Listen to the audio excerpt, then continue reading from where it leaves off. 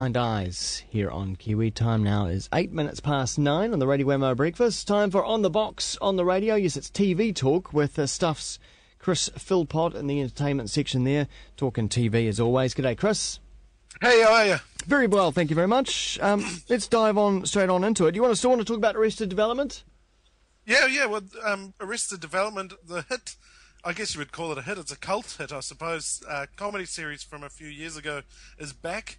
Mitch Hurwitz, who's the co-creator, he created it with, of course, Ron Howard from Happy Days, announced over the weekend at a New York film festival that it was coming back for a short series, 9 to 10 episodes, and then they would be coming out ahead of the feature film that they've been talking about for 5 years. Right, okay. So to have it finally confirmed is kind of a big thing, and it seems pretty legit. He's announced it properly.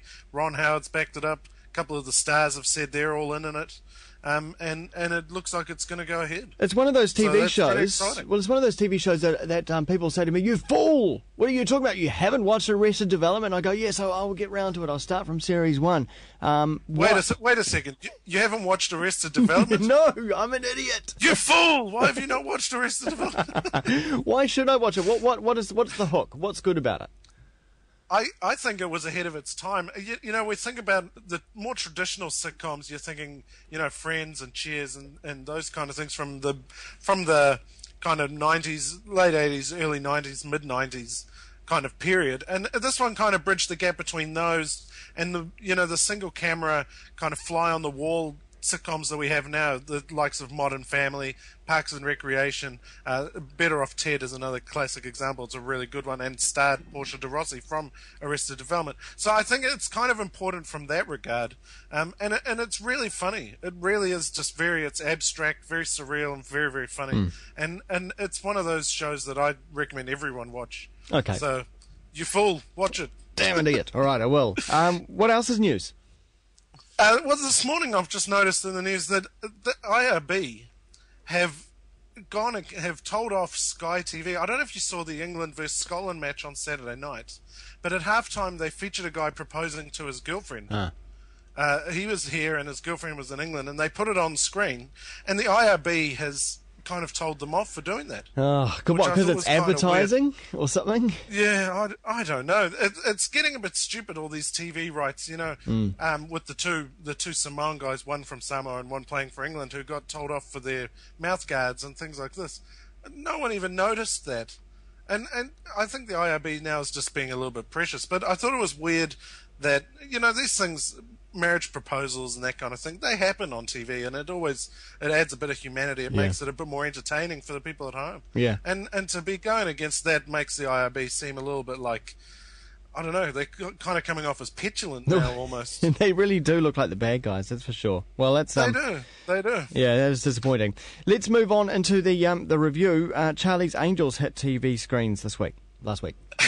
Well, it had started last Wednesday, 9:30 p.m. on TV2, and continues tonight, I believe. It's only 5 days behind the US, which is pretty impressive for TV2. Yeah. It's just a shame that they've done it with a show that is going to be a flop, I think. Oh, no. It's rated really bad in the States, and I don't think it's going to last through its entire fall series. It's got 20 episodes, and it's unlikely to get that far. It was remade by Albert Goff and Miles Miller, who did the Smallville TV show, and we're also behind Hannah Montana, the movie, so that tells you a little bit about it. But it's kind of interesting from this kind of perspective of what makes remakes work, because this one, it's half a job. They haven't really done anything new. They've got the three hot chicks going out and fighting crime, played by Annie Alonso, Rachel Taylor and Minka Kelly, who Minka Kelly was in Friday Night Lights, brilliant show.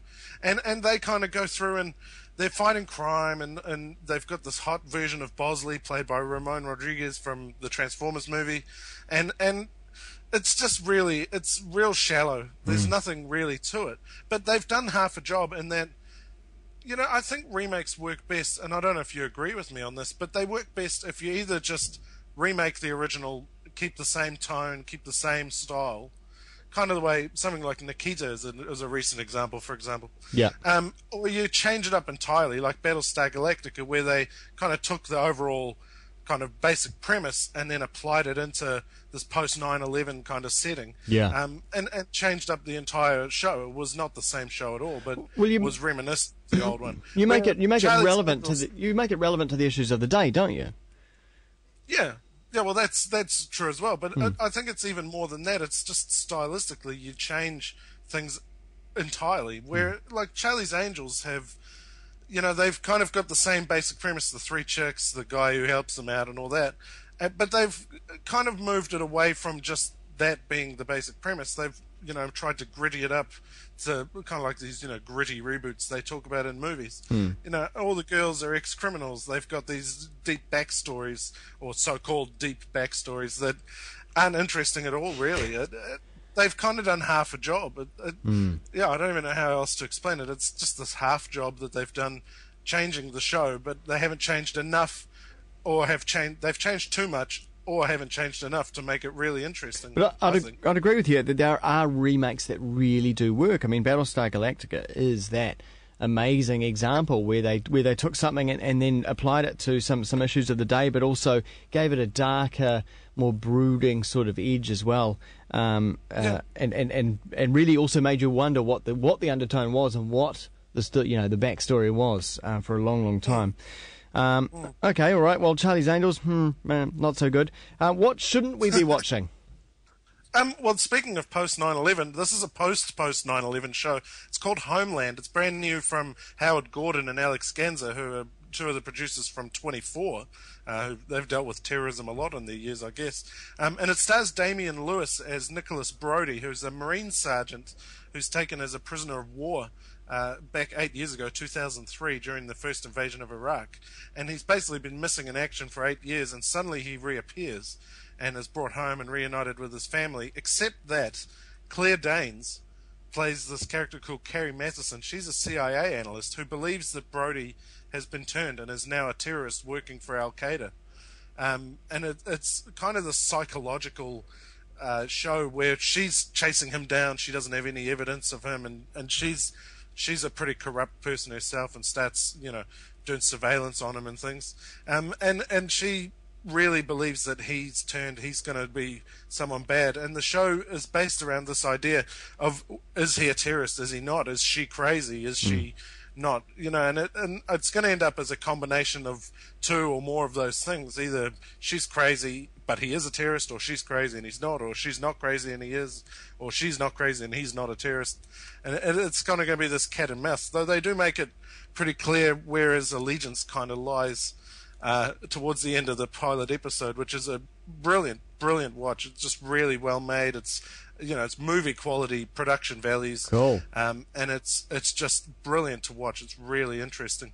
But for me, I found it interesting because critics in the States and the two producers, Howard Gordon and Alex Ganzer, are throwing around this term post 9/11, which is intriguing. It's kind of this idea that the war on terror and the surveillance and the extra security at airports and all the things that have happened in the years since 9/11, and now things that we take for granted, they're just part of life. And the show doesn't make those a feature of the story. It's this show set in that world.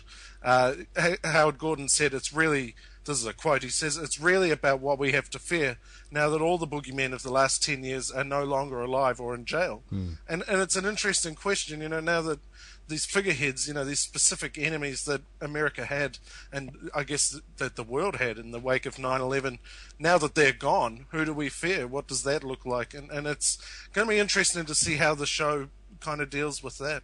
Indeed. Looking forward to seeing Claire Danes back on the small screen as well, because she has been in movies for a wee while now, but she made the start on the small screen, of course, was My So-Called Life, which, I think we're about the same age, so it was quite captivating. I remember in the mid-90s watching her on the ice. I think it was Ice TV in the afternoons. Well, that's one of those shows that has now become a cult hit in itself well, isn't it? Yeah. But she of course won a bunch of Emmy Awards. Was it last year or the year before? She played Temple Grandin in a miniseries for HBO and just cleaned up. And so she's got the acting chops. She's brilliant in this show. And it's interesting, just if I can digress for a second, it's interesting that there are so many shows where there's a male anti-hero, Sons of Anarchy with Jax Teller, and Mad Men with Don Draper, and now we've got a female anti-hero. And it's interesting that she's meant to be this person who's protecting us and who is the good guy, but she's so corrupt and so bad in herself. Yeah.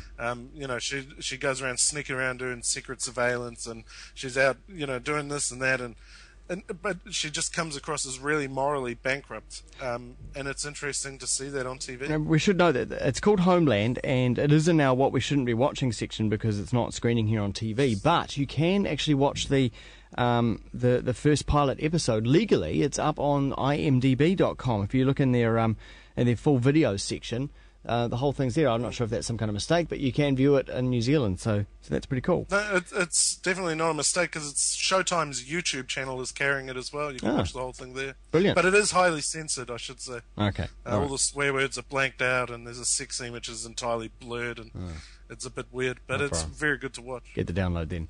I didn't say that. All right, coming up this week on New Zealand TV.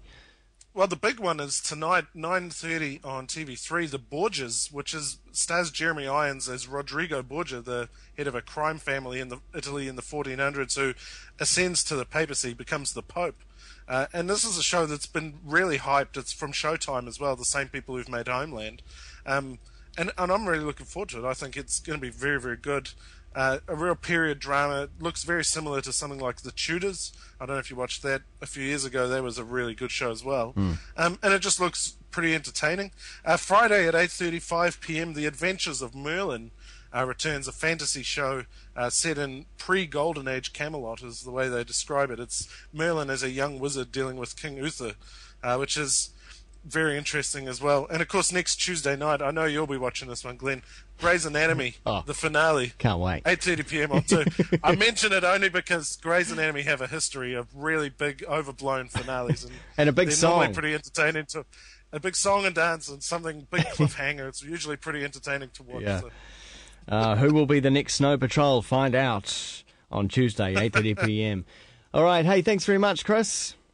No worries. Chris Philpott, NZ on Twitter, and check out the blog as well on the box over at stuff.co.